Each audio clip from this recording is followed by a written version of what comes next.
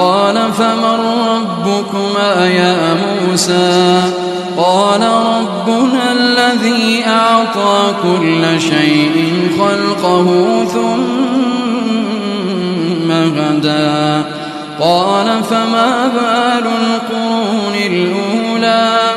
قال علمها عند ربي في كتاب لا يضل ربي ولا ينسى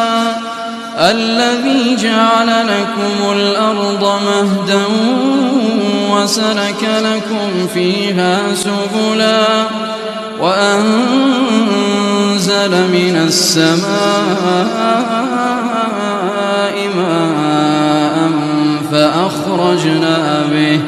فأخرجنا به أزواجا من نبات شتى